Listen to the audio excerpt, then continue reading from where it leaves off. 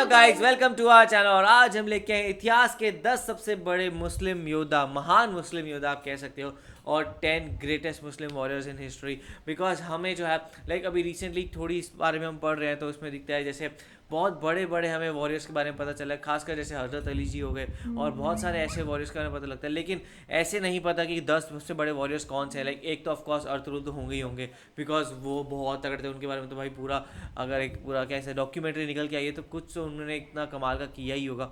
और बाकी 9 कौन होंगे उनके बारे में नहीं पता, तो देखते हैं। मुझे ये लग रहा है इस वीडियो में हजरत उमर भी हो गई, हजरत अली हो गए, और अर्तुरुल भी हो सकते हैं। मेरा अर्तुरुल का श्योर नहीं कि अर्तुरुल हो गए कि नहीं हो गए, पर शायद हो सकते हैं।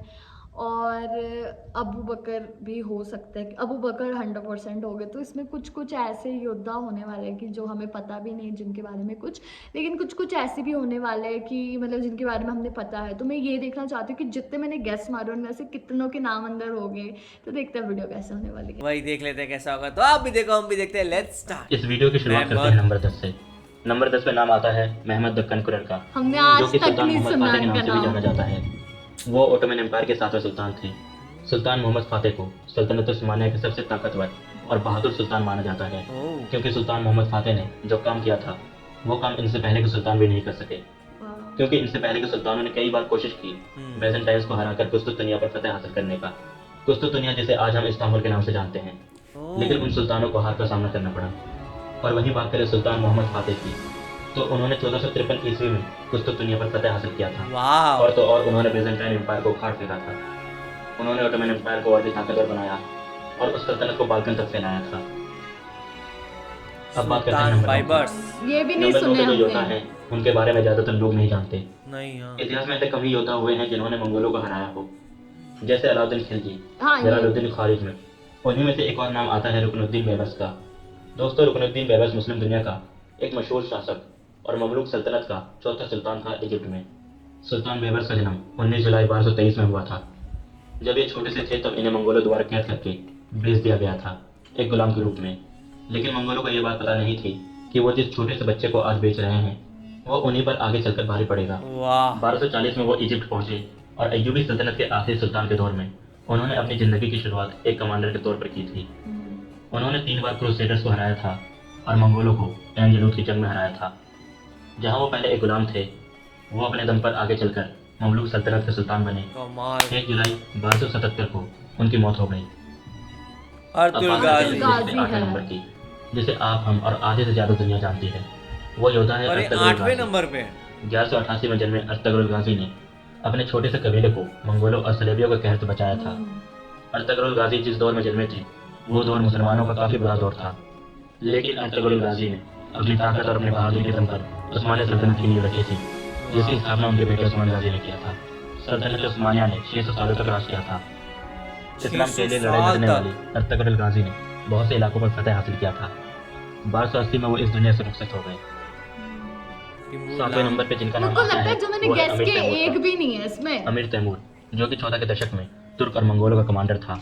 अमीर तैमूर अपने वक्त में पूरे एशिया और मुस्लिम दुनिया का एक महान मुस्लिम योद्धा रहा, जिसने लगभग 19 साल के दरमियान ईरान, इराक, सीरिया, तुर्की और हिंदुस्तान के इलाकों पर फतेह हासिल किया था। अमीर तैमूर ने अपनी ये जिंदगी हमने में एक पता भी जंग नहीं है हारी तैमूर थी। के बारे में, क्योंकि उन्हें जब अब तक के करीना सबसे कपूर ने अजीम अपने बेटे का जनरलों नाम रखा था और तो बड़ा हुआ है। रणनीतिकारों में गिना जाता है। अब बात करते हैं 6ठे नंबर की। मोहम्मद बिन कासिम। 6ठे नंबर पे जिनका नाम आता है वो पहले मुस्लिम योद्धा थे जिन्होंने हिंदुस्तान की जमीन पर कदम रखा था, जिनका नाम था मोहम्मद बिन कासिम। मोहम्मद बिन कासिम, जो कि एक उम्मैयद जनरल थे, जिन्होंने 17 साल की उम्र में सिंधु नदी, सिंध और पंजाब पर फतेह हासिल कर लिया था। मोहम्मद बिन कासिम ने सिंध के आखिरी हिंदू राजा दाहिर को हराकर सिंध पर फतेह हासिल किया था। मोहम्मद बिन कासिम को सिर्फ इस्लाम में ही नहीं बल्कि दुनिया के इतिहास में भी महान जनरलों में गिना जाता है। अब बात करते हैं नंबर 5 की। नंबर 5 पे जिनका नाम आता है वो है हारून अल रशीद का। हारून अल रशीद 786 में अब्बासिद सल्तनत के 5वें खलीफा बने थे। वो एक महान लीडर थे। वो अपने दौर के सबसे ताकतवर लोगों में से एक था। जब हारून अल रशीद गद्दी पर बैठे थे तब इस्लाम का सुनहरा दौर चल रहा था। जब उनकी हुकूमत थी तब उनकी सल्तनत अपनी ताकत में थी, जहां उन्होंने अपनी सल्तनत को मोरक्को से लेकर इंडिया तक फैलाया था। उन्होंने 797 से 806 तक बैजेंटाइन्स को हराया था। हारून अल रशीद उन महान लोगों में से एक थे जिन्होंने इस्लाम के तौर तरीके को आगे तक बढ़ाया था। वो इतिहास में महान मुस्लिम लीडर के तौर पर जाने जाते हैं। बात करते हैं तारिक चौथे बिन नंबर की। जियाद। चौथे नंबर पर जिनका नाम आता है उन्हें मुस्लिम दुनिया में सबसे महान कमांडरों में से एक कमांडर माना जाता है। वो मुस्लिम दुनिया के एक ऐसे योद्धा थे जिन्होंने पूरे स्पेन को फतह कर लिया था, जिनका नाम है तारिक बिन जियाद। तारिक बिन जियाद एक बर्बर मुस्लिम और उम्मयद जनरल थे। वो मूसा बिन नुसैर का एक भरोसेमंद गुलाम था। तारिक बिन जियाद ने 712 में ग्वाडेलेट की लड़ाई में उन्होंने विसिगोथ की सेना को हराया था। विसिगोथ की सेना उनकी सेना से 3 गुना ज़्यादा बड़ी थी, वाह। लेकिन फिर भी अपनी हिम्मत के बल पर उन्होंने विसिगोथ की सेना को हराया था। तारिक बिन जियाद ने 300 अरब और 10,000 बर्बर्स के साथ मिलकर स्पेन को फतह किया था और उन्होंने एक ऐसी सल्तनत की बुनियाद रखी थी जहां उस सल्तनत ने 1200 सालों तक राज किया। 1200 साल। तीसरे नंबर पर जिनका नाम आता है सलाउद्दीन वो एक अय्यूबी। ऐसे योद्धा थे जिन्हें सिर्फ मुस्लिम दुनिया में ही इनके नहीं बारे में तो हमने बल्कि देखा ईसाई हुआ है। दुनिया में हाँ। भी एक महान इंसान माना जाता है, जिनका नाम था सुल्तान सलाहुद्दीन अय्यूबी रहमतुल्लाहि अलैह। सुल्तान सलाहुद्दीन अय्यूबी जो कि 100 से भी ज़्यादा जंगों के विजेता रहे, 100 एक से भी विजेता, ज्यादा। शासक, बहादुर, एक लीडर और एक नेकदिल इंसान। मुस्लिम दुनिया में ऐसे कम ही लोग हुए हैं। वो इजिप्ट और सीरिया के शासक थे। उन्होंने अपनी ताकत और हिम्मत के बल पर ईसाइयों की फौज क्रूसेडर्स को हराया था। उन्होंने जेरूसलम यानी बैतुल मुकद्दस पर फतह हासिल किया था। जेरूसलम पर फतह हासिल करने के बाद वहाँ पर रहने वाले ईसाइयों पर उन्होंने कोई जुल्म नहीं किया, बल्कि उन ईसाइयों को उन्होंने खुलकर जीने की आज़ादी दी। ओ वाह। जंग में मिले सोने चांदी का इस्तेमाल वो स्कूल, मस्जिद, अस्पताल बनवाने में खर्च कर दिया करते थे। वो 4 मार्च 1193 को इस दुनिया से रुखसत हो गए थे। ओ, दोस्तों, नंबर 2 पर जो योद्धा है हज़रत खालिद उन्होंने अपनी बिन पूरी वलीद। जिंदगी में एक भी जंग नहीं हारी थी।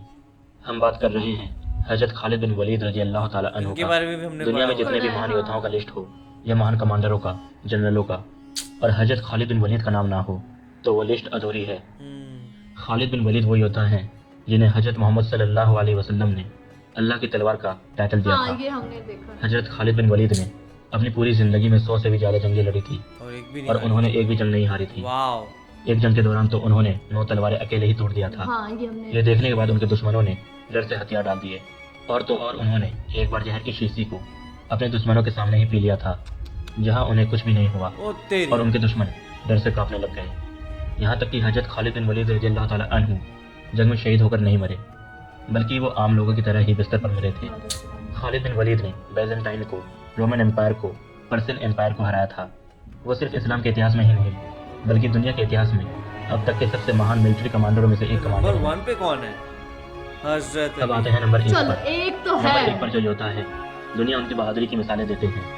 इस्लाम के चौथे खलीफा और हजरत मोहम्मद सल्लल्लाहु अलैहि वसल्लम के चचेरे भाई और उनके दामाद हजरत अली रज़ी अल्लाह ताला अन्हु।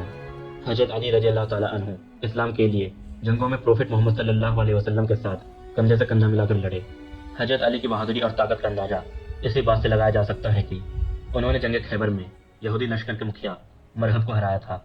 मरहब जो कि एक पहलवान था जिसकी ताकत से अच्छा खौफ खाता था, लेकिन हजरत अली ने उस पहलवान को शिकस्त दिया और तो और उन्होंने खैबर के किले के दरवाजे को ढाल बनाकर दुश्मनों को हराया था। उस दरवाजे को खोलने के लिए 20 से 40 लोगों की जरूरत पड़ती थी, लेकिन शेर खुदा रज़ी अल्लाह ताला अन्हु ने उस दरवाजे को अकेले ही उखाड़ फेंका था। जंग खैबर के बाद उनकी बहादुरी और ताकत को देखते हुए हजरत मोहम्मद सल्लल्लाहु अलैहि वसल्लम ने हजरत अली को शेर खुदा का टाइटल दिया था। हजरत अली सिर्फ ताकतवर और बहादुर ही नहीं बल्कि एक दयालु भी थे। जहां वो जंग में हारे हुए लोगों को माफ कर दिया करते थे, अपनी सेना को क्रूरता और गुनाह करने से रोकते थे। जहां उन्होंने साफ साफ यह कह दिया था अपने सिपाहियों से कि जंग में वो बच्चों और औरतों पर अच्छा सलूक करें। वाह। हजरत अली रज़ी अल्लाह ताला अन्हु के लिए जो शब्द जन्नत से बोली गई थी उनकी बहादुरी को देखते हुए, ना हजरत अली जैसा कोई बहादुर और ना ही जुल्फिकार जैसी कोई तेज तलवार। बेशक हजरत अली जैसा बहादुर कोई नहीं है इस जहां में। वाह, क्या कमाल की वीडियो थी यार। और मैंने जैसे स्टार्टिंग में जो गेस्ट की भरमार करी थी उसमें से सिर्फ एक ही थे इसमें हजरत अली, और मैंने इतने जो बड़ी उससे बोला था कि अर्तुरुल नहीं हो सकते, तो अर्तुरुल थे इसमें वो, लेकिन 8 नंबर पे थे। और ऐसे इसमें बहुत सारे वॉरियर्स थे जिनके हमने बारे में बिल्कुल भी नहीं सुन रखा। सुनना तो दूर की बात है, हमने उनका नाम तक पहली बार सुन रहे थे। तो लाइक हम लोग बहुत ज़्यादा शॉक हो गए उसको देख कर कि लाइक ऐसे कैसे है ना पॉसिबल हो सकता है। और इसमें तैमूर भी थे और हमें बहुत सारे ऐसे थे कि जो लीडर्स थे, बेसिकली वॉरियर्स थे, हमने हिस्ट्री में थोड़ा बहुत उनके बारे में पढ़ा है। और फिर मैं ऐसे थोड़ा हैरान भी हो गई थी कि यार अकबर वगैरह है, वो भी बहुत बड़े एक देखा जाए शासक वगैरह थे, लेकिन स्टिल उनका नाम नहीं है। मतलब ये लोग उनसे भी बड़े थे, तो सोचो मतलब इन लोग कितने ताकतवर हो गए। और मुझे वीडियो बहुत ज़्यादा अच्छी लगी। और हम लोगों ने बेसिकली इंडियन हिस्ट्री, उसमें जो मुस्लिम्स हैं उनका काफ़ी ज़्यादा रोल प्ले किया है इंडियन हिस्ट्री में। और हम लोगों ने देखा जाए हमारी आधी हिस्ट्री मुगलों पर ही है, तो हम लोग अभी भी हम लोगों ने पढ़ रखा है वो 7th 8th में 9th 10th तक हमने पढ़ रखी है वो चीज़ें। लेकिन अभी भी कुछ ऐसे ऐसे वॉरियर्स थे हम इसमें जो हमने नहीं सुने थे, और आई होप हम लोग उनके बारे में और जाने कि उन लोगों ने क्या क्या काम किया है। तो सीरियसली मुझे वीडियो बहुत अच्छी लगी। वही एक्चुअली मेरे ख्याल से इसमें अकबर और वो सब इसलिए नहीं थे बिकॉज वो लोग जो है वो रूलर्स थे, एंड यहाँ पे मेनली वॉरियर्स और सोल्जर्स की बात की जा रही थी जो मतलब अकेले लड़ जाते थे और लोगों को ख़त्म कर जाते थे, तो वैसे लोग थे।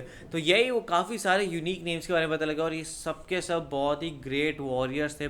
इन्होंने मतलब किस तरीके से अकेले दम पे, लाइक मेनली उस टाइम पे ज़्यादा इनको प्रॉब्लम हो रही थी जब पता लगता है बिज़ंतीन एम्पायर जो था वो मेरे ख्याल से बहुत ज़्यादा तंग करता था मेरे ख्याल से। और लाइक ये जब ऑटोमन्स थे तब भी वो बहुत हैवी थे, फिर उसके बाद अर्तुगरुल के टाइम पे भी थे, फिर उसके बाद पहले भी बहुत सारे टाइम तक वो बिज़ंतीन एम्पायर बना हुआ था। लेकिन यहाँ पे शायद किसी एक रूलर ने, इनके एक सोल्जर नहीं, उनको पूरे एम्पायर को ख़त्म कर दिया था, और उसके बाद फिर कहीं ना कहीं बहुत एक अच्छा लैंडमार्क फिनिश किया था उनके लिए। बाकी हर एक लीडर ने अपने अपने टाइम के हिसाब से अच्छा काम किया है। लाइक देखा जाए तो जहाँ से शुरुआत हज़रत अली से हुई थी, तो उसके बाद से सारे ऐसे प्रोमिनेंट सोल्जर्स आते गए जो कहीं ना कहीं पूरा इस्लाम का झंडा फहराते गए और कहीं ना कहीं वहाँ पे अपना काम अच्छे से करते गए। तो आप लोगों को कैसा लगा, आप मुझे ज़रूर बताएगा। ऐसे ही लाइक करते जाइए, कमेंट करते जाइए, शेयर करते जाइए, और और सब्सक्राइब करते जाइए। बाय।